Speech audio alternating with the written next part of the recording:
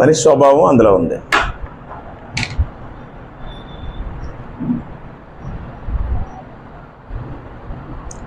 అబ్రహాము సంతాన స్వభావము, తర్వాత మానవ స్వభావం. దేవుని స్వభావాన్ని దేవత్వము అంటారు, సాతాను స్వభావాన్ని దుష్టత్వము అంటారు. అబ్రహాము సంతాన స్వభావము అది వారి యొక్క భక్తి. ఆ తర్వాత మానవ స్వభావాన్ని మానవత్వం అంటారు. ఇప్పుడు మనం అబ్రహాము అతని యొక్క సంతాన స్వభావము గురించి స్టడీ చేద్దాం.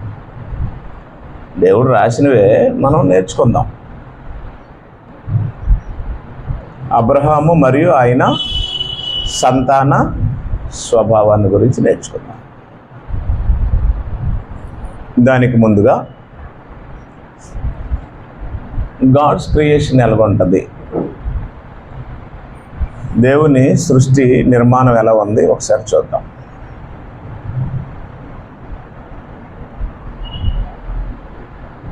సృష్టిలో 3 భాగాలు ఉంటాయి.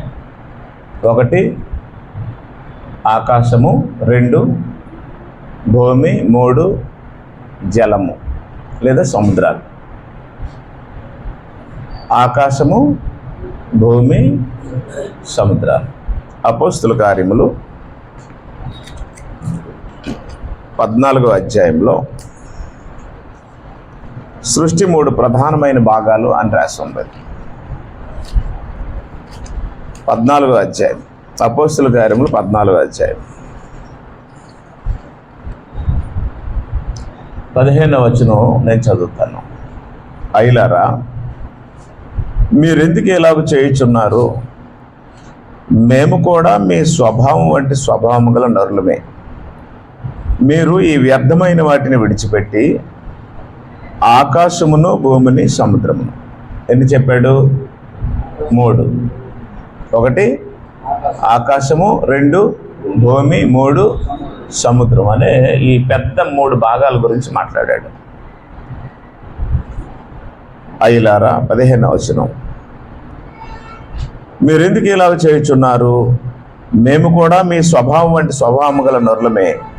మీరు వ్యర్థమైన వాటిని విడిచిపెట్టి ఆకాశమును, భూమిని, సముద్రమును, వాటిలో ఉండు సమస్తమును సృజించిన జీవము గల దేవుని వైపు తిరగవాలని మీకు సువార్త ప్రకటించున్నాము. సృష్టి ఎన్ని భాగాలు? 3 భాగాలు. ఇది మీరు గుర్తుంచుకోండి. నిర్గమకాండం 20వ అధ్యాయం. నిర్గమకాండం 20వ అధ్యాయం ఒకసారి తీయండి.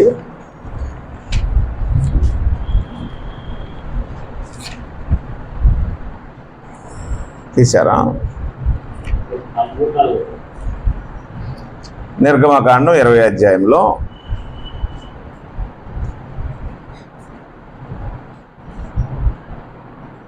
4వ వచనం చదువుతాం.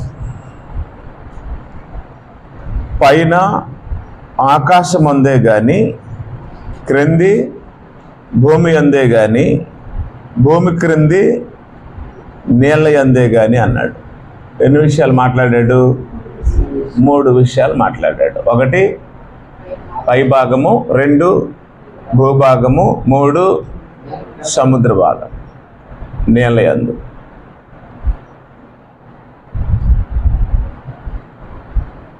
ఒకటి ఆకాశము, 2 భూమి, 3 నీరు లేదా సముద్రాలు.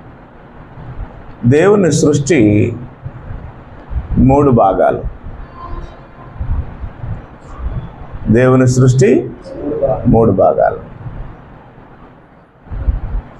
అయితే 4వ భాగమే నరుడు. ఆదికాండం 2వ అధ్యాయము 7వ వచనంలో ఇలా రాస్తుంది. 4వ అధ్యాయం ఆదికాండము 2వ అధ్యాయం 7వ వచనంలో ఇలా రాస్తుంది. చదవండి. దేవుడైన యెహోవా నేల మంటితో నరుని నిర్మించి వాని నాసికారంధ్రములో జీవవాయువును వదగా నరుడు. రైట్, నరుడే 4వ భాగం. మొదటిది, రెండవది, మూడవది, తర్వాత నరుడు. సృష్టిని చేసిన తర్వాత దేవుడు ఎవరిని చేశాడు? నరుణ్ణి చేశాడు.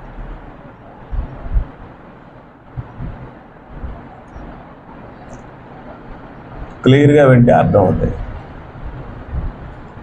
దేవుడు చేసినవాడు ఎవరు? దేవుడు. దేవుడిని బైబిలు సృష్టికర్త అంది, క్రియేటర్. దేవుడిని బైబిల్ ఏమంది?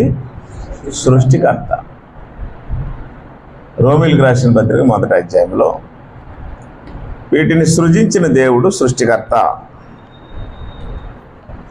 రోమపత్రిక 1వ అధ్యాయంలో దేవుడు సృష్టికర్త.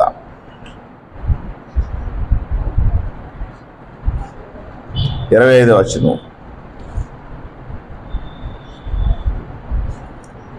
అటివారు దేవుని సత్యమును అసత్యమునకు మార్చి సృష్టికర్తకు ప్రతిగా సృష్టమును పూజించి సేవించిరి అని రాస్తుంది.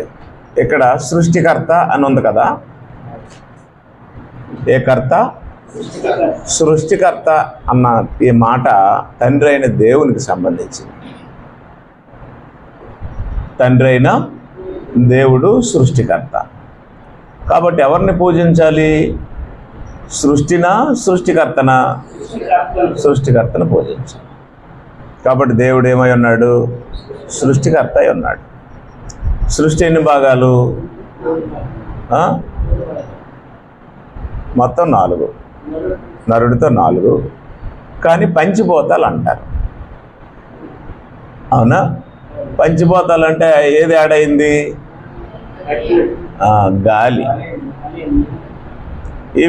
ఇవి మళ్ళీ సపరేట్ అనమాట. గాలి, నీరు, అగ్ని, ఇవన్నీ భూమి, ఆకాశము, నింగి, నేల, నీరు, నిప్పు, గాలి.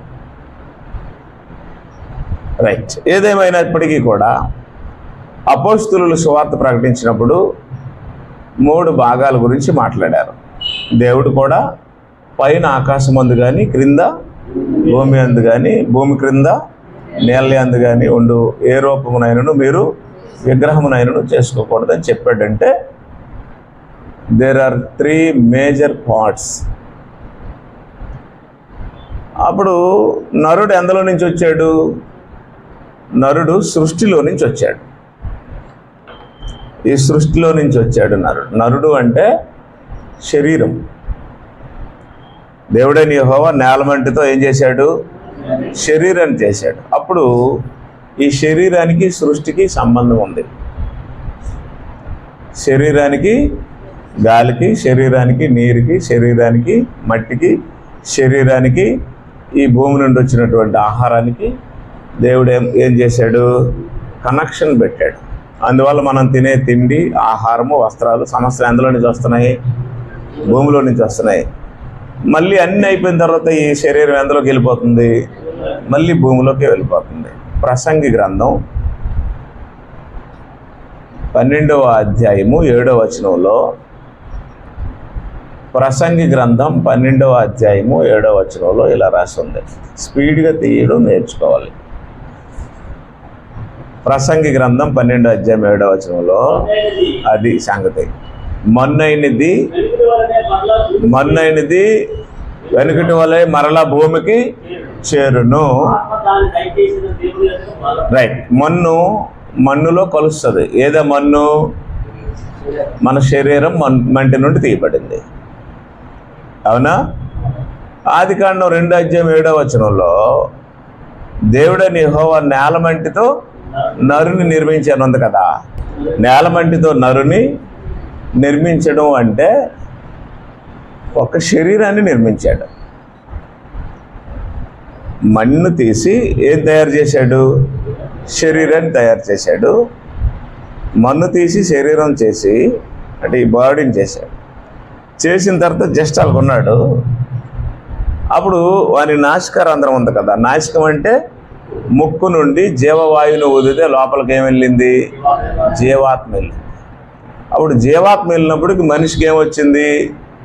చలనం వచ్చింది, ప్రాణం వచ్చింది. ఆత్మ వేరు, ప్రాణం వేరు. అప్పుడు ఆల్రెడీ శరీరాన్ని చేసేసాడు కదా, ఆల్రెడీ ఈ శరీరాన్ని చేశాడు కదా. ఇది బాడీ అనుకోండి. ఈ బాడీని దేవుడు ఏం చేశాడంటే ఆల్రెడీ నిర్మించేశాడు. కాకపోతే ఎలా ఉందంటే మన్ను, ఇది మన్ను. అప్పుడు దేవుడు ఏం చేశాడంటే ఈ మన్ను లోపలికి నాసికము ద్వారా ఊదితే లోపలికి ఏమొచ్చింది? ఆత్మ వచ్చింది. లోపలికి ఆత్మ వచ్చింది. అప్పుడు మనిషి రెండు భాగాలు అయ్యాడు. ఒకటి బాహ్య పురుషుడు, ఆంతర్య పురుషుడు, లేదా శరీరము, ఆత్మ. మొదటిదేది? శరీరము ప్రకృతి సంబంధమైనదే మొదట కలిగినది అని రాసి ఉంది. ప్రకృతి అంటే ఏంటి? ఆకాశము, భూమి, సముద్రము, గాలి వగైరా ఇవన్నీ వస్తువులు. ఈ వస్తువులకి అనుసంధానమైనదే శరీరం. శరీరానికి అనుసంధానంగా ఉండేటట్టే దేవుడు సృష్టిని చేశాడు. ఓకేనా? అర్థమవుతుందమ్మా? మళ్ళీ దేవుడు ఈ ఆత్మని మనలో నుంచి లోపల నుంచి తీసేస్తే ఇది మళ్ళీ ఏమైపోద్ది? మన్ను. అంటే దేవుడు మానవుడిని ఎంత అద్భుతంగా చేశాడంటే మన్ను తీసి మాంసంగా చేశాడు. జీవ ఆత్మ వచ్చాడు కదా. ఇప్పుడు ఆత్మ వచ్చినప్పటికి మన్ను ఏమైంది? మాంసం అయింది. ఆత్మను తీసేసాడు అనుకోండి, మళ్ళీ మాంసం ఏమవుతుంది? మన్ను అవుతుంది. ఎంత అద్భుతమో చూడండి హ్యూమన్ బాడీ. ఆ మన్నులోనికి ఎప్పుడైతే జీవాత్మ వెళ్ళాడో అప్పుడు వెంటనే కిడ్నీలు, గుండె, ఊపిరితిత్తులు, నరాలు, మన శరీరంలో మెదడు వగైరా ఇన్నర్ పార్ట్స్ అన్నీ పనిచేయడం ప్రారంభించాయి. అప్పుడు జ్ఞానేంద్రియాలు పనిచేశాయి. జ్ఞానేంద్రియాలు అంటే సెన్స్ ఆర్గన్స్ అంటారు కదా. కళ్ళు, ముక్కు, నోరు, నాలుక, స్కిన్ను ఇవన్నీ పనిచేస్తున్నాయి. అప్పుడు మళ్ళీ వెంటనే ఈ ఆత్మ కానీ దేహంలో నుంచి తీసేసాడు అనుకోండి, సెన్స్ ఆర్గాన్స్ ఉంటాయి కానీ ఏం చేయవు, నిన్ను ఎవరు ముడుతున్నారో నీకు తెలియదు. చచ్చిపోయిన వాళ్ళ ముందు, చనిపోయిన వాళ్ళ మీద వాళ్ళ పిల్లలు పడి ఏడుస్తారు, వాళ్ళ భార్య పడి ఏడుస్తుంది, బంధువులు పట్టుకొని ఏడుస్తారు. ఎవరు ఏడుస్తున్నారో ఆ వ్యక్తి కాదు, ఆ బాడీకి తెలియదు.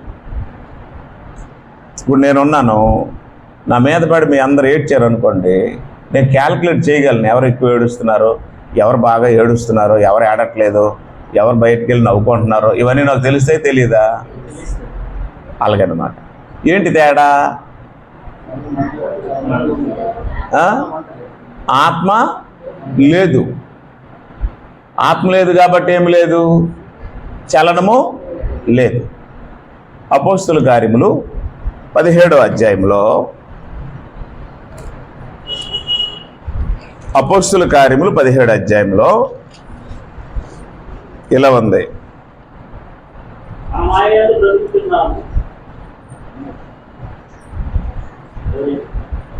అదే 17:28 17:28 మనం ఆయన యందు బ్రతుకుచున్నాము, చలించుచున్నాము.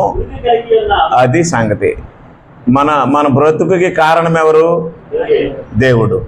మన ఉనికికి కారణం ఎవరు? దేవుడే. మన చలనానికి కారణం ఎవరు? దేవుడే. దేన్ని బట్టి? ఆత్మను బట్టి. దేవుడు మనకేమిచ్చాడు? ఆత్మ ఇచ్చాడు. ఆత్మ తీసేస్తే దాన్ని ఏమన్నాడంటే, సామెతల గ్రంథము దాన్ని ఏమన్నాడు ఒకసారి చూడండి. సామెతలు 20 20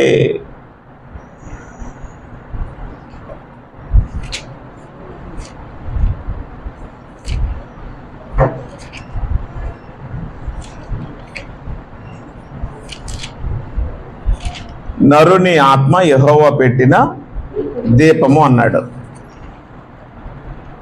ఆ వచనం చూడండి, సామెతల గ్రంథం 21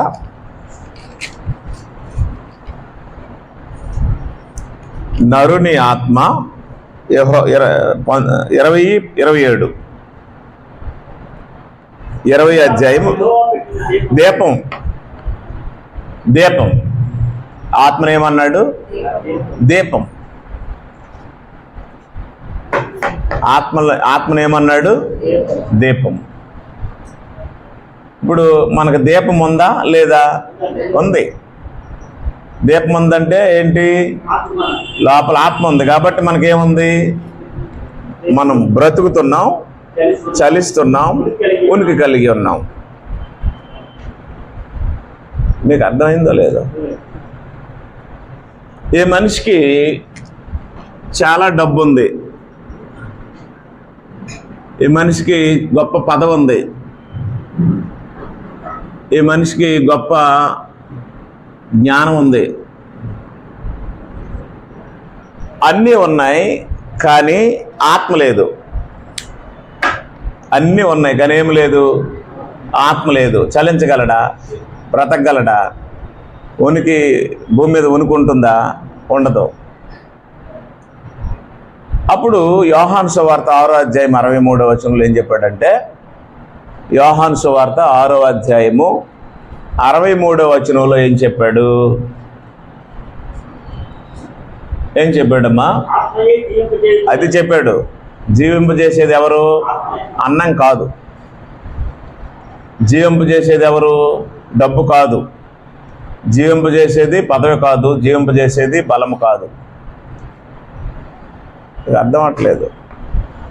నువ్వు ఈరోజు భూమి మీద ఉన్నావు అంటే నీ బలము కాదు, నీ ధనము కాదు, నీ గుణము కాదు, నీకు సంబంధించిన బలము కాదు, బలగము కాదు, నీ కులము కాదు, ఏది కాదు. ఆత్మయే. అంటే నువ్వు ఉన్నావు అంటే లోపల ఎవరున్నారు? ఆత్మను దేవుడు తీసేస్తే నువ్వు ఎలాంటి పర్సన్ అయినా భూమి మీద మరి ఉండవు. దాన్ని ఏమన్నది బైబిల్ అంటే మరణము అన్నాడు.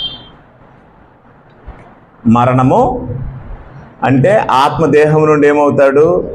సపరేట్ అయిపోతే ఇంకా ఎంత గొప్ప ధనవంతుడైనా, గొప్ప వ్యాపారవేత్త అయినా, గొప్ప పలుకుబడి ఉన్నవాడైనా, గొప్ప పదవిలో ఉన్నవాడైనా, లేదు అడుక్కు తిన్నోడైనా, బీదవాడైనా, దరిద్రుడైనా, దీనుడైనా, ఆత్మ ఉన్నంత వరకే బ్రతుకుతాడు, చలిస్తాడు, ఉనికి కలిగి ఉంటాడు.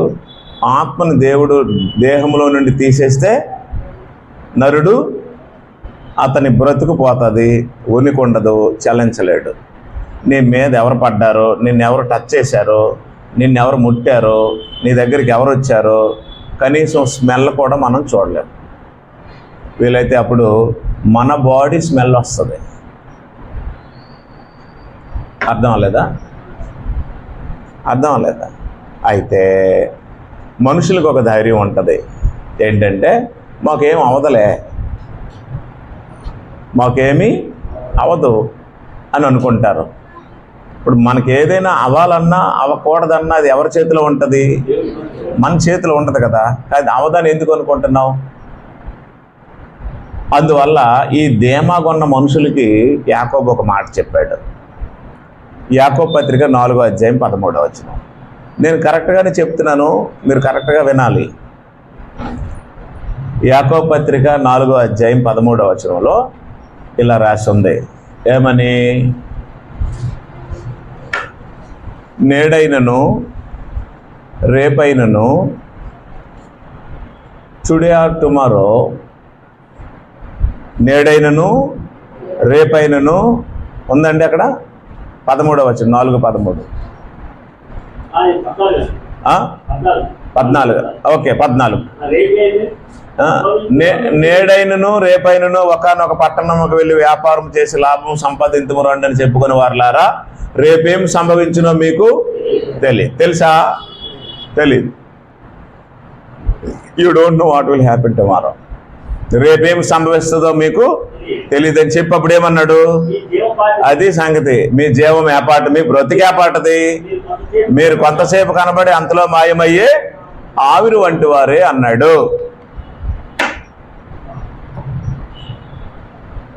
మనం దేంతో పోల్చాడు? ఆవిరి. ఆవిరి ఎలా ఉంటది? నేడైనా రేపైనా ఒకానొక పట్టణానికి వెళ్ళి వ్యాపారం చేసి లాభం సంపాదించుకురండి అని చెప్పుకునే వాళ్ళారా, రేపేం సంభవించునో మీకు తెలీదు. మీ జీవం ఏపాటిది. మీరు ఎంతలో కనబడి అంతలో ఏమైపోతారు? ఆవిరైపోతారని బైబిల్ చెప్పింది. కాబట్టి నేనేం చెప్తున్నానంటే, ఈ రోజే మందే. Today is ours, tomorrow is not hours. ఒకవేళ బ్రతికితే మంది. అందువల్ల రాత్రి నిద్రపోయినప్పుడే ప్రార్థన చేసుకొని నిద్రపోతూ, నీ చిత్తమైతే రేపు చూసే భాగ్యమయ్యి అని అడగండి. ఒకవేళ ఆయన అలౌ చేయలేదు అనుకోండి, you will not see a new day in your life.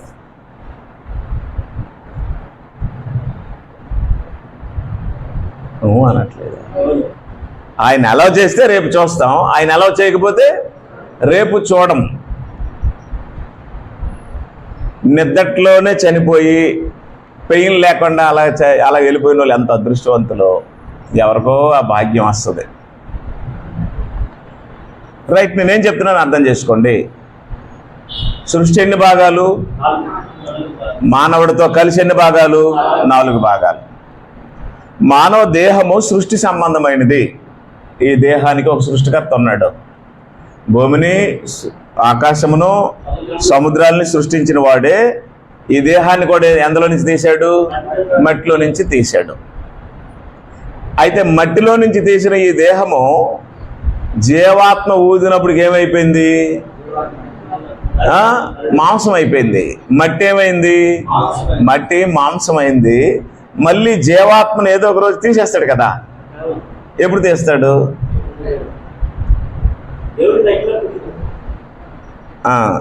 90వ కీర్తన 10వ వచనంలో ఇలా రాసి ఉంది. 90వ కీర్తన 10వ వచనంలో ఇలా రాసి ఉంది. అంటే దేవుడు కూడా కొంత సమయాన్ని ఇస్తాడు మనకి. మా ఆయుష్కాలము 70 సంవత్సరములు. అంటే దేవుడు మనకేమిచ్చాడు? ఒక 70 లేదా 80 సంవత్సరాలు బ్రతికే అవకాశం ఇచ్చాడు. దేవుడు మన శరీరాన్ని అలాగిచ్చాడు. అయితే ఇక్కడ ఒక విషయం ఏంటంటే, ఈ శరీరం ఒక అద్భుతమైనటువంటి క్షేత్రం. ప్రపంచంలో ఎన్నో పుణ్యక్షేత్రాలు ఉన్నాయి అని చెప్పి మనుషులు ఆయా ఏరియాలకి డబ్బులు కట్టుకొని, బస్సులు బుక్ చేసుకొని, ట్రైన్స్, ఫ్లైట్లు బుక్ చేసుకొని వెళ్ళి, మేము సైట్ సీయింగ్కి వెళ్ళాము, లేదా క్షేత్రాలు చూసాము, పుణ్యక్షేత్రాలు చూసామని చెప్పిన వాళ్ళు చాలామంది ఉన్నారు. కానీ మానవుడు గ్రహించవలసినటువంటి అత్యంత నిగూఢమైనటువంటి సత్యం ఏంటంటే, మన శరీరాన్ని మించిన అద్భుతం ఇంకొకటి ఉండదు. అద్భుతాలు అన్నిటికంటే, భూమి మీద ఉండే అద్భుతాలు అన్నిటికంటే, వండర్స్ అన్నిటికంటే, a wonderful wonder is your body. అయితే అది ఒక అద్భుతం అని, అది ఒక క్షేత్రం అని, అది అద్భుతాలకే అద్భుతం అని తెలియని వారు దాన్ని సారాతో కొంతమంది, వ్యభిచారంతో కొంతమంది, చొట్లు ధూమపానంతో కొంతమంది, కైనీలు, రకరకాలైనటువంటి వాటితో కొంతమంది దేహాన్ని ఏం చేస్తున్నారు? ఆ క్షేత్రాన్ని పాడు చేసేస్తున్నారు. మన ప్రాణము లేదా మన ఆయుష్ ఎలాంటిది? ఎంతలో కనబడి అంతలో మాయమైపోయి ఆవిరి వంటిది. కాబట్టి today is yours, tomorrow is not yours. ఈరోజు నీది. నువ్వు బ్రతికిన కాలంలో ఈ రోజు వరకు ఎంతవరకు బ్రతికావు? ఈ రోజు వరకు బ్రతికిందే నీ లెక్క, రేపు నీది కాదు. అంచేత మీరు నిద్రపోయినప్పుడు చదువుకున్న వాళ్ళైనా, స్టూడెంట్స్ అయినా, ఉద్యోగస్తులైనా, వ్యాపారస్తులైనా, మీరు ఎవరైనా సరే, పిల్లలైనా ప్రార్థన చేసుకొని, ఈరోజు నాకు ఇచ్చావు, నీ చిత్తమైతే రేపు అలౌ చెయ్యి, రేపు ఒక దినం చూసే భాగ్యం అని అనండి. మళ్ళీ మార్నింగ్ లేచినప్పుడు ప్రార్థన చేసుకుంటారు కదా, అప్పుడు ఎలా ప్రార్థన చేయాలంటే, thank you for allowing me to live in this new day. ఈరోజు కూడా నాకు బ్రతికే అవకాశం ఇచ్చినందుకు మీకు కృతజ్ఞతలు అని చెప్పండి ఒక మాట. అంతే. దేవుడు చాలా సంతోషిస్తాడు. ఎందుకు సంతోషిస్తాడు తెలుసా? రోమిలకు రాసిన పత్రిక,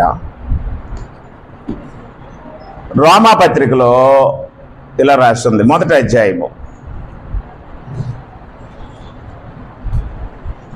21వ వచనంలో, స్పీడ్ తీయాలి. రామపత్రిక 1వ అధ్యాయం 21వ వచనంలో ఇలా రాదు, మరియు వారు దేవుని నెరిగి ఆయనను దేవునిగా మహింపరచలేదు, కృతజ్ఞతాస్తుతులు. We have to thank God for all things. మనం దేవునికి అన్ని విషయాలు ఏం చెల్లించాలి? కృతజ్ఞతాస్తుతులు చెల్లించాలి. 9 గంటలకు నేను నిద్రపోతానని నువ్వు డిసైడ్ అయితే 8 గంటలకు నువ్వు మొబైల్ ఆపేస్తే నిద్రలోనికి వెళ్ళడానికి ముందు ఫస్ట్ ఏం చేయాలి? ప్రార్థన చేయాలి. ఫస్ట్ దేవునికి ఏం చెల్లించాలి? ఈరోజు ఇంతకాలము నన్ను సజీవునిగా ఉంచినందుకు మీకు కృతజ్ఞతాస్తుతులు. మీ చిత్తమైతే రేపు చూసే భాగ్యం కూడా ఇవ్వండి అని 80 సంవత్సరాలు ప్రార్థన చేయండి. ఎందుకంటే దేవుడు మనకి ఎంత లైఫ్ ఇస్తామన్నాడు? 70 లేదా 80 సంవత్సరాల లైఫ్ ఇస్తాడు. ఒకవేళ ఇంకా నేను చెప్పినట్టు మీరు ఈ షుగర్ని కానీ అవాయిడ్ చేసేస్తే, అసలు తీపి అనేది నోటుకు తగలకుండా, ఈవెన్ టీ కానీ కాఫీ కానీ లేదా స్వీట్స్ కానీ తీపికి సంబంధించిన ఏ వస్తువుని కూడా నా లైఫ్లో ఇక ముట్టను అని నువ్వు నిర్ణయం తీసుకుంటే 115 సంవత్సరాలు బ్రతుకుతావు. సృష్టి ఎన్ని భాగాలు? మానవుడితో కలిసి 4 భాగాలు అయితే ఈ 4వ భాగమైన ఈ సృష్టి శరీరం. ఈ శరీరం ఎందులో నుంచి వచ్చింది? ఈ ప్రకృతిలో నుంచి వచ్చింది. అందువల్ల దేవుడు ఏమన్నాడంటే, ప్రకృతి సంబంధమైన మానవుడు ప్రకృతి సంబంధి, లేదా బాహ్య పురుషుడు ప్రకృతి దేహము ప్రకృతికి సంబంధించిందని చెప్పాడు. అలాగా దేవుడు మానవుడిని సృష్టించాడు. అయితే ఇక్కడ ఒక విషయం, సృష్టించిన వాడు ఎవరు? చెప్పట్లేదు మీరు. దేవుడే. సృష్టించిన వాడు లూజ్గా ఉన్నాడా, స్ట్రాంగ్గా ఉన్నాడా? అర్థం అట్లా. సృష్టించిన వాడు ఏమైనా లూజా? సృష్టించిన వాడు స్ట్రాంగా? సృష్టించిన వాడు బలహీనుడా, బలవంతుడా? బలవంతుడు సృష్టిస్తే ఎలా సృష్టిస్తాడు? అందువల్ల ఎప్పటికీ కొన్నిసార్లు మనం ఏమంటామంటే, ఎక్కడైనా రైల్వే బ్రిడ్జిలు కానీ ఎక్కడైనా ఓల్డ్ కన్స్ట్రక్షన్స్ కానీ మనం చూసినప్పుడు, ఇవి బ్రిటిష్ వాళ్ళు కట్టినవి ఇవి, అందుకే ఎప్పటి వరకు చెక్కు చెదరలేదు అంటామా లేదా? బ్రిటిష్ వాళ్ళు కట్టిన కట్టడాలే కొన్ని వందల సంవత్సరాలు అలాగ ఉన్నాయి అని చెప్పుకుంటున్నాం కదా. బ్రిటిష్ వాళ్ళు గొప్ప, దేవుడు గొప్ప? చెప్పట్లేదు. మరి దేవుడు కట్టిన భూమి ఇప్పటి వరకు ఎలాగ ఉంది? అలాగే ఉంది. దేవుడు స్థాపించిన ఆకాశం ఎలా ఉంది? అలాగే ఉంది. దేవుడు ఏర్పాటు చేసిన సూర్యుడు ఎలాగున్నాడు? అలాగే ఉన్నాడు. చంద్రుడు అలాగే ఉన్నాడు. నక్షత్రాలు అలాగే ఉన్నాయి. అన్నీ అలాగే ఉన్నాయి కాదా? అనండి. అంటే దేవుని కన్స్ట్రక్షన్ ఎలా ఉంటుంది? ఆయన సర్వశక్తిమంతుడు కదా, ఆయన మహాజ్ఞాని కదా. ఆయన జ్ఞానము శక్తి కలిస్తే ఈ సృష్టి వచ్చింది. ఆయన మాట నుండి ఈ సృష్టి అంత బలంగా ఉంది. అవునా? ఈ సృష్టిలోంచి దేన్ని తీశాడు? ఈ శరీరాన్ని తీశాడు. శరీరం కూడా బలమైనదే. శరీరం కూడా ఉండదగిన స్థితిలోనే ఉంటుంది, కానీ మనం ఉంచట్లేదు దాన్ని. అర్థం అవట్లేదా? మనం దాన్ని ఏం చేయట్లేదు? మనం దాన్ని ఉంచట్లేదు. ఎందుకంటే ఈ బలమైన సృష్టిలో నుంచే ఈ శరీరం వచ్చింది. ఈ శరీరాన్ని మనం బలంగా తయారు చేసుకోవట్లేదు, ఉంచట్లేదు. ఒక వాకింగ్ ఉండదు, జాగింగ్ ఉండదు, ఎక్సర్సైజ్ ఉండదు, ఎండలో ఒక అరగంట నిలబడడం ఉండదు, ఎండలో కష్టపడి చెమట కారినట్టు పనిచేయడం ఉండదు, ఏమీ ఉండదు. మనకి చల్లదనం ఎక్కువ, ఏసీ నిత్యం ఉండాలి. ఏసీ ఏమో మన కణాలకు అలవాటు అయిపోయింది. అందువల్ల మనకి ఎండ తగిలితేమో ఒళ్ళంతా మంటలాగా వచ్చేస్తుంది. ఇలాగ మనం ఏం చేసామంటే బలమైన దేవుడిచ్చిన శరీరాన్ని బలహీనపరుచుకొని డొల్ల చేసుకున్నాం. అవునా కదా? అయితే ఏదేమైనా సరే ఈ సృష్టి కానీ ఈ శరీరం కానీ యేసు ప్రభు వచ్చినప్పుడు నాశనం అయిపోతాయి. అవునా? పేతురు రాసిన మొదటి పత్రిక పేతురు రాసిన 2వ పత్రిక 3వ అధ్యాయం. 2 పేతురు 3వ అధ్యాయంలో ఇలా రాసి ఉంది. ఏమని?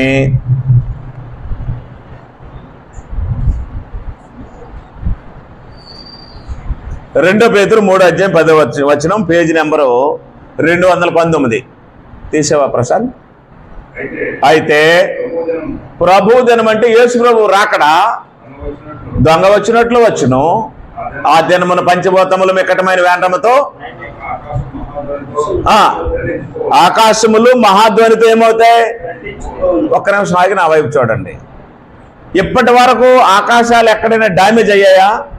లేదు. కానీ యేసు ప్రభు వచ్చినప్పుడు ఏమవుతాయి? నాశనం అయిపోతాయి.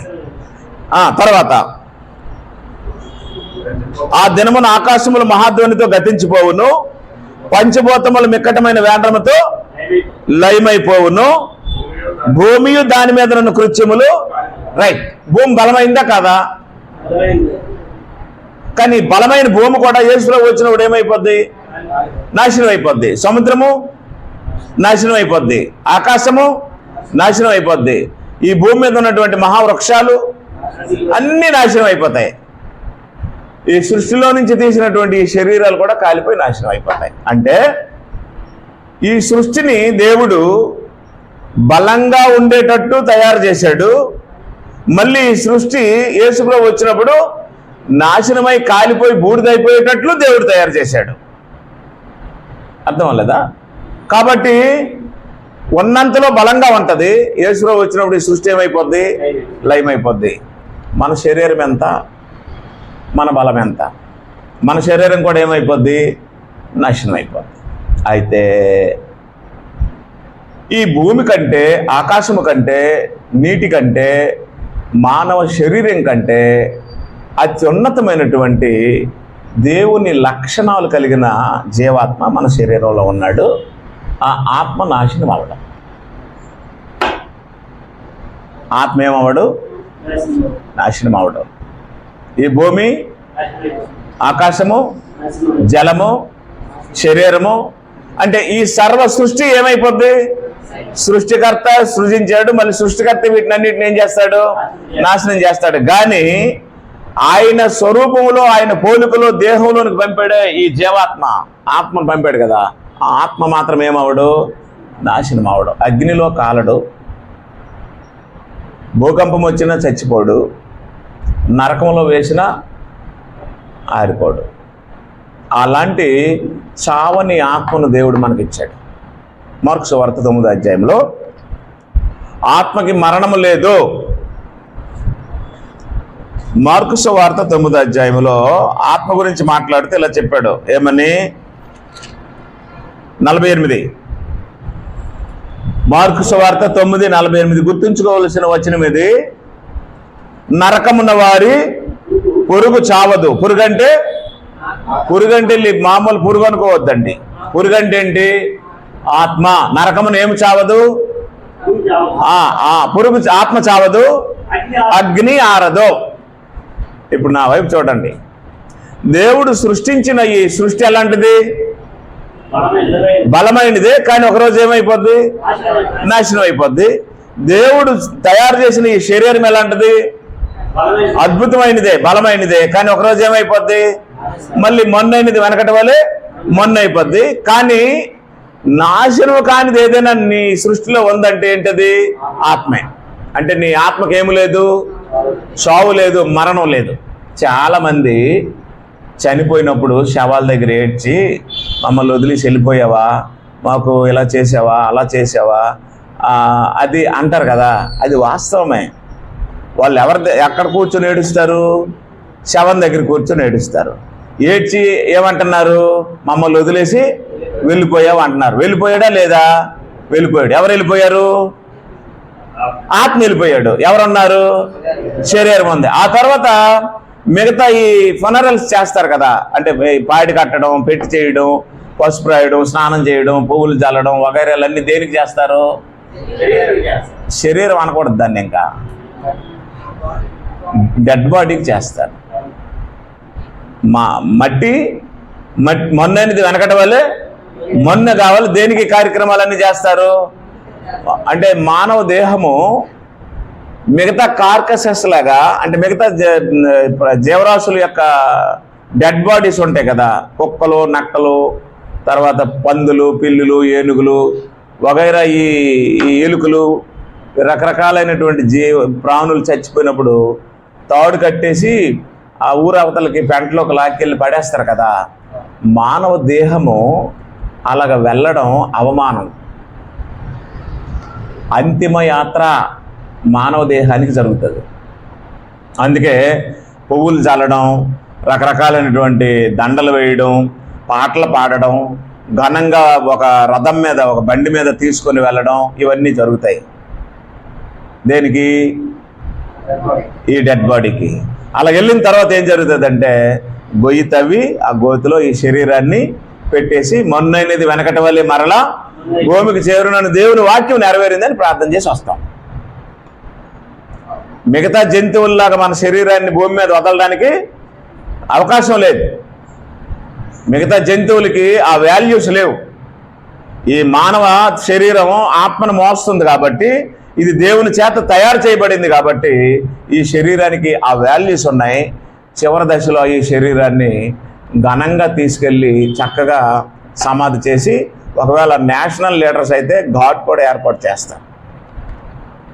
అంటే ఒక ప్రత్యేకమైనటువంటి స్థలాన్ని వారికి సమాధిగా కట్టి ప్రతి సంవత్సరం ఆయన తాలూకా వర్ధంతులు జరుపుతూ ఉంటారు. అలాంటి శరీరం మానవుడికి ఇచ్చాడు దేవుడు. ఓకేనా? అర్థం లేదా? కాబట్టి మనం సృష్టిలో భాగమై ఉన్నాం. ఈ సృష్టిలో మనం ఏమై ఉన్నాం?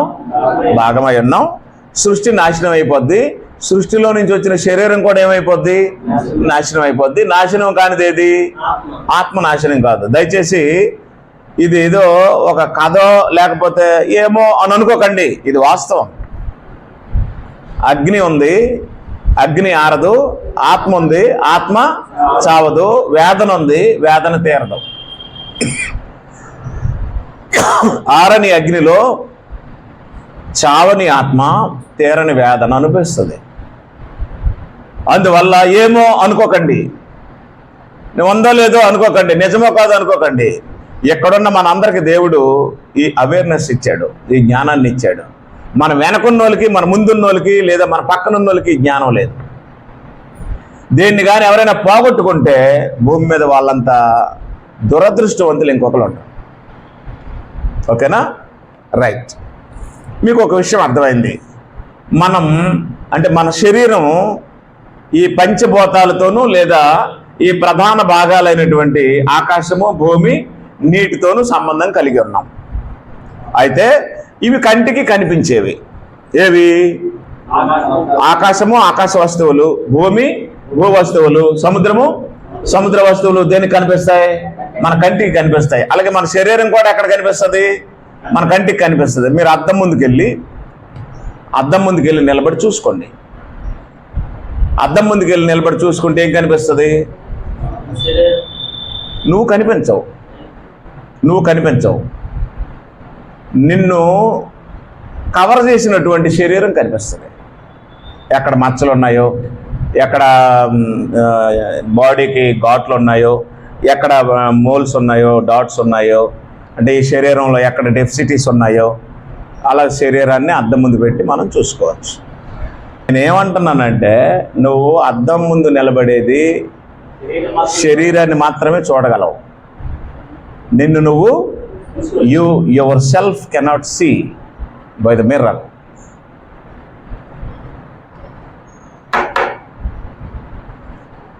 అర్థం లేదా? స్నానం చేసి వచ్చినంటే ముందు ఎక్కడికి వెళ్ళిపోతాం మనం? మీరు అలాగే వెళ్తారా?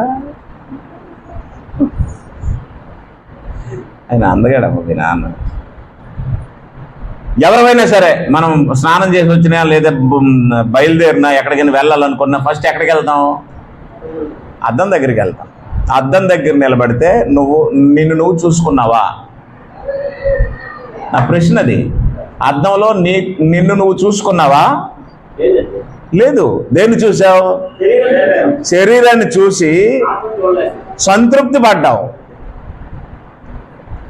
ఎలా సంతృప్తి పడ్డామంటే నేను బాగున్నాను, నా కటింగ్ బాగుంది, నా షర్ట్ బాగుంది, నా చీర బాగుంది అని శరీరానికి ధరింపజేసిన వస్తువులు బట్టి ఆంతర్యంలో సంతృప్తి పడ్డావు. సంతృప్తి పడిన నీవు పర్సనవి దేన్ని చూసి సంతృప్తి పడ్డావో అది పదార్థం.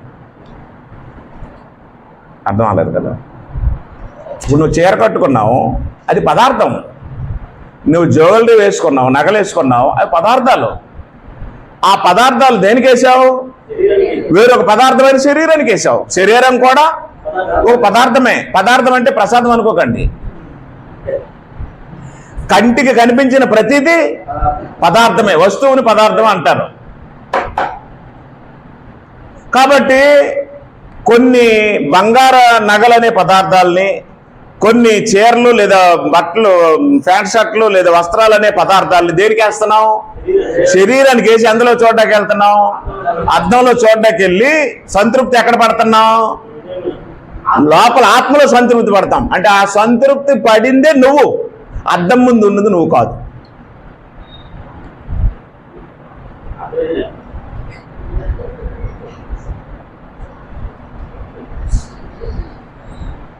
మీరు నీట్గా తలదూకొని అర్థం చేసుకొని ఒకసారి ఇలా సర్దుకున్నారు కదండి. సర్దుకున్న వెంటనే లోపల ఏముంటుంది? బాగుంది అని అనిపిస్తుందా లేదా? ఆ బాగుంది అని సాటిస్ఫై అయింది నువ్వు. దేన్ని బట్టి నువ్వు సాటిస్ఫై అయ్యావు అంటే నీ శరీరము, దాని వస్త్రాలు, దాని నగలు, దాని దాని దాని దాని సొగసు, దాని సోయిగం, దాని హొయ్యలు, దాని లయలు, దాని వయ్యారము వగైరాలన్నీ చూసి నువ్వు లోపల ఏం చేస్తావు? ఆ సంతోషపడింది నువ్వు. దేన్ని బట్టి సంతోషపడుతున్నావో అది నువ్వు కాదు. ఎలాగో గొలుసేసావు, అద్దం దగ్గరికి వెళ్ళి చూసావు, వాస్తవం చెప్తున్నాను నేను, బాగుంది అనిపించింది. లేదా షేవ్ చేసుకున్నావు, గడ్డం, అద్దంలోకి వెళ్ళి చూసావు, బాగుంది అనిపించింది. బాగుంది అనే సంతృప్తి ఎక్కడ కలిగింది? లోపల కలిగింది. అదే నువ్వు. ఈ గొలుసు, ఈ షర్టు, ఈ క్రాఫ్ దేనికి వేసావో అది నువ్వు కాదు. సెల్ఫ్ వేరు, సెల్ఫ్ను మోస్తున్న శరీరం వేరు. అదే కదా చెప్తున్నాను. ఇప్పుడు మీరు పిల్లలు డ్రెస్ వేసుకుంటారు, బాగుందో లేదని ఒకసారి అద్దం ముందుకు వెళ్ళి చూసుకుంటారు.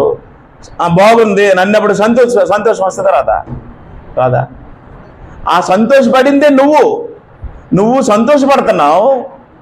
దేన్ని బట్టి సంతోషపడుతున్నావు అంటే నువ్వు కాని శరీరానికి ధరింపజేసిన వస్తువులు బట్టి సంతోషపడుతున్నావు. అంటే శరీరం నాట్ నువ్వు. Body is not your self, your self is in. అర్థమైందా? అర్థం లేదా? నీకే. నువ్వు అద్దం ముందుకు వెళ్ళి నిలబడ్డావు, ఈ షర్ట్ బాగుందని చూసావు, అది నీకు చాలా బాగా నచ్చింది. ఆ షర్టు నీకు ఆనందం కలిగింది. నీకు ఆనందం ఎందులో కలిగింది? లోపల కలిగింది. ఆ లోపల ఉన్న ఆత్మవే నువ్వు. బయట ఉన్న ఈ వస్తువులు చూసి ఏం చేస్తున్నావు? సంతోషిస్తున్నావు. అలాగను నువ్వు అద్దం ముందుకు వెళ్ళబడినా నిన్ను నువ్వు చూడలేవు. నువ్వు చూసింది నీ శరీరాన్ని, నీ శరీరానికి ధరింపజేసుకున్న వస్త్రాలని, వస్తువుల్ని చూస్తావు. ఈ వస్త్రాలు చిరిగిపోతాయి, ఈ శరీరము చిరిగిపోద్ది, ఈ భూమి నాశనం అయిపోద్ది, ఆకాశం నాశనం అయిపోద్ది, సూర్యుడు, చంద్రుడు, నక్షత్రాలు ఈరోజు ఏవైతే గట్టిగా ఉన్నాయని అనుకుంటున్నావు ఇవన్నీ కూడా ఏమైపోతాయి? యేసు ప్రభు వచ్చినప్పుడు నాశనం అయిపోతాయి. కానీ నీకు నాశనం లేదు. నీకంటే ఎవరికి? యెహెజ్కేలు గ్రంథం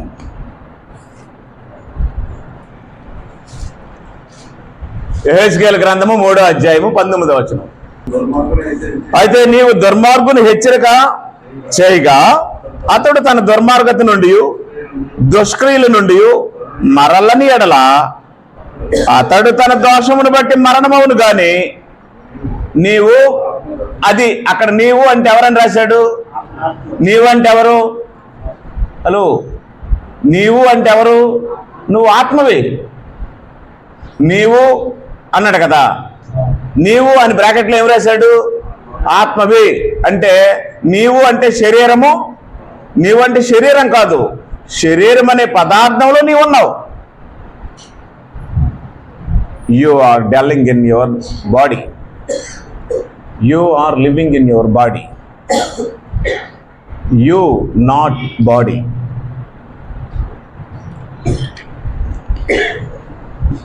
అర్థం లేదా? You, not body. You are dwelling in your body. నీవు ఆత్మను ఏం చేస్తావు? తప్పించుకొందు. నీవు ఆత్మను ఏం చేస్తావు? తప్పించుకుంటావు అన్నాడు. 21వ వచనం చూడండి. అయితే పాపము చేయవలదని నీతి గల వారిని నీవు హెచ్చరిక చేయగా అతడు హెచ్చరింపబడి పాపము చేయక మానిన ఎడల అతడు అవశ్యముగా బ్రతుకును. నీ మట్టుకు నీవును అంటే బ్రాకెట్లో ఏమని రాశాడు? ఆత్మను తప్పించుకొందువు. నీవంటే ఎవరు? ఆత్మ. అమ్మ ఒకసారి చూడండి. నువ్వంటే ఎవరు? ఆత్మ. నువ్వు ఆత్మవే. నువ్వు ఎందులోనున్నావు? శరీరంలో ఉన్నావు. నువ్వు కనబడవు. నిన్ను మోస్తున్న శరీరం కనబడదు. అది నేను చెప్పాలనుకున్నది. నువ్వు కనబడవు, నిన్ను మోస్తున్న శరీరం కనబడుతుంది అద్దంలో. శరీరం నువ్వు అనుకోకప్పుడు. లోకంలో 99.90% పీపుల్ నేనంటే శరీరమే అనుకుంటున్నారు. దానికోసమే బ్రతుకుతున్నారు, దానికోసమే కష్టపడుతున్నారు. కోటి విద్యలు దానికోసమే, అన్ని చేసిన శరీరం కోసమే. రైట్. ఒక విషయం మీకు క్లియర్ అయింది. సృష్టి ఎన్ని భాగాలు? 4 భాగాలు మన శరీరంతో కలిపి. ఈ 4 భాగాలైనటువంటి శరీరము లేదా ఈ సృష్టి మరియు శరీరము ఏదో ఒక రోజు నాశనం అయిపోతాయి. ఇవి శాశ్వతంగా ఉండేవి కావు. అయితే ఈ సృష్టిలో నాశనం కానిది ఏది అంటే ఆత్మ. అది దేవుని యొక్క స్వరూపం. అవునా? దేవుని యొక్క పోలిక.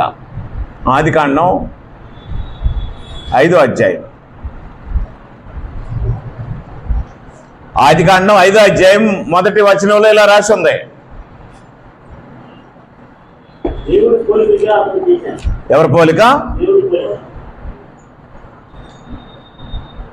ఆదాము వంశావళి గ్రంథం ఇదే. దేవుడు ఆదామును సృజించిన దినమున దేవుని పోలిక అతన్ని చేసెను.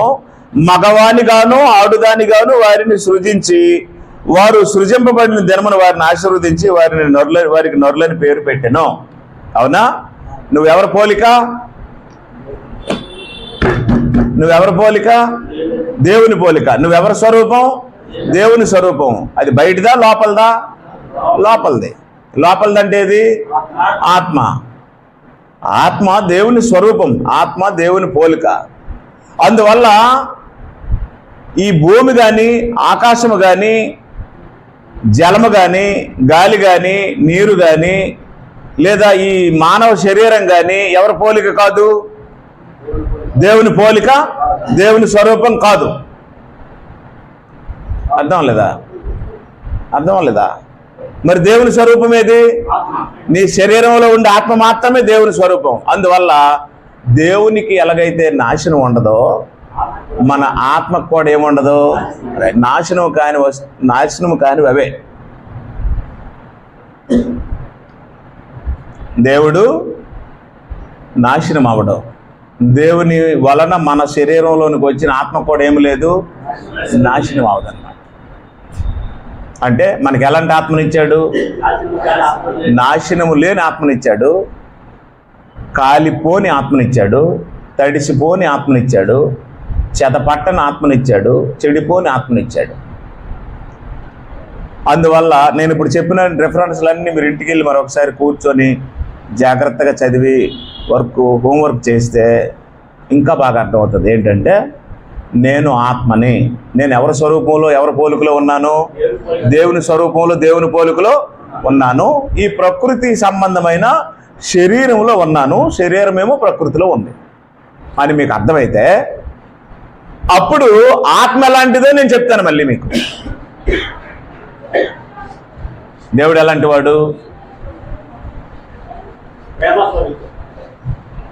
18వ కీర్తన 30వ వచనం.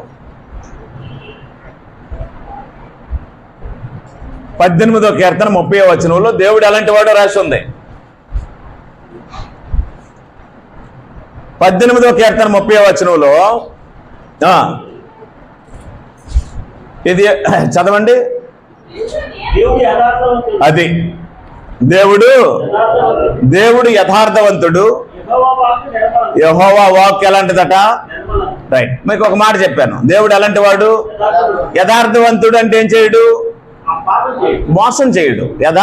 యథార్థతకి ఆపోజిట్ వరుడు మోసం, సత్యానికి ఆపోజిట్ వరుడు అబద్ధం, న్యాయానికి ఆపోజిట్ వరుడు అన్యాయం. ఇక్కడ దేవుడు ఎలాంటి వాడు అని రాస్తుంది? యథార్థవంతుడు అంటే ఏం చేయడు? మోసం చేయడు. ఆయనలో ఏముండదు? మోసం ఉండదు. మోసము చేయని ఎరగని దేవుడు, మోసం చేయని దేవుడు మనకి ఇచ్చినటువంటి ఆత్మను ఎలాంటి ఆత్మను ఇచ్చాడు? మోసము చేయని ఆత్మనిస్తే ఇప్పుడు మనం ఏం చేస్తున్నాం? అదనమాట. దేవుడు ఎవరని రాసి ఉంది బైబిల్లో? యథార్థవంతుడు. యథార్థవంతుడైన దేవుడు మనుషులు ఎలా సృజించాడు? ప్రసంగి గ్రంథం 7వ అధ్యాయం 29వ వచనం. ప్రసంగి గ్రంథం 7వ అధ్యాయం 29వ వచనంలో ఇలా ఉంది. అదే తీయండి. ఇది ఒకటి మాత్రము నేను కనుగొంటిని, ఏమనగా దేవుడు నరులను యథార్థవంతులుగా సృజించెను, అయితే వారు వివిధమైన తంత్రములు కల్పించుకొని ఉన్నారు. ఎంత కష్టపడుతున్నారో పాపం ప్రసంగ గ్రంథం తీయడానికి. అది ఎక్కడ ఉందో తెలియదు. కీర్తనలు, సామెతలు, ప్రసంగి. రైట్. దేవుడు మానవులను ఎలా సృజించాడు? దేవుడు నరులను ఎలా సృజించాడు? యథార్థవంతులుగా సృజించే దేవుడు ఎలాంటి వాడు? యథార్థవంతుడు. అయితే ఇప్పుడు మనుషులందరూ ఏమయ్యారు? యథార్థతకి ఆపోజిట్ ఏంటి? మోసం. దేవుడు నరులను ఏం చేశాడు? ఎలా చేశాడు? యథార్థవంతులుగా చేస్తే మనుషులు ఏమయ్యారు? మోసగాళ్ళు అయ్యారు. అందరూ స్త్రీ పురుషులని భేదమే లేదు, మోసమే. పెళ్లి చూపుల్లో కూడా మోసమేనండి. మేకప్ తోటే కూర్చోబెడతారు అక్కడ. కడిగిన తర్వాత తెలుస్తుంది, ఆ తర్వాత మొత్తం అంతా మోసమే. పెళ్లి కొడుకులు కూడా విగ్గులెట్టుకునే లేరా? ఆ తర్వాత ఆ విగ్గు తీసినప్పుడు మా అమ్మ ఎంత ఏడుస్తుంది, నేను ఎంత మోసపోయాను, నన్ను ఎంత మోసం చేశాడు. రకరకాలైనటువంటి మోసాలు జరుగుతున్నాయి. కానీ ఇది దేవుని వల్ల జరిగే కార్యక్రమం కాదు. దేవుడు నరులను ఎలా సృజించాడు? యథార్థవంతులుగా సృజిస్తే నరులు ఏమయ్యారు? అందరూ మోసగాళ్ళే, అందరూ మాయే. అయితే ఇక్కడ విశేషం ఏంటంటే, నేను ఒక మాయగాడిని, నేను ఒక మోసగాడిని అయి ఉండి నా నా మోసాన్ని సరి చేసుకోకుండా ఆయన లోపాలు, ఆయన పాపాలు, ఇతరుల గురించి మాట్లాడడం అనేది ఇది డబల్ సిన్ అనమాట. ఇంకొక పాపం, ఎక్స్ట్రా పాపం చేసుకుంటున్నాడు మానవుడు.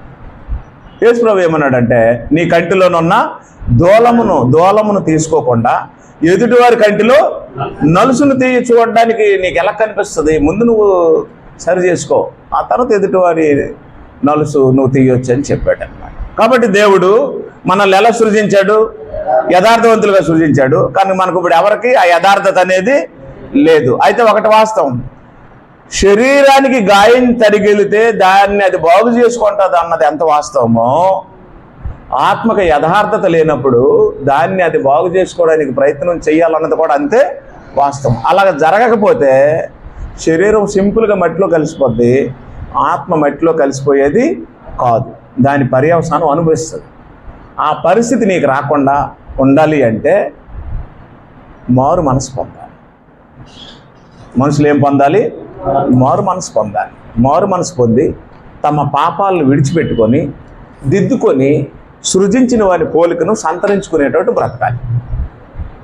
రెండో విషయం మీకు పూర్తిగా నేను చెప్పలేదు, నాకు గుర్తు చేయండి.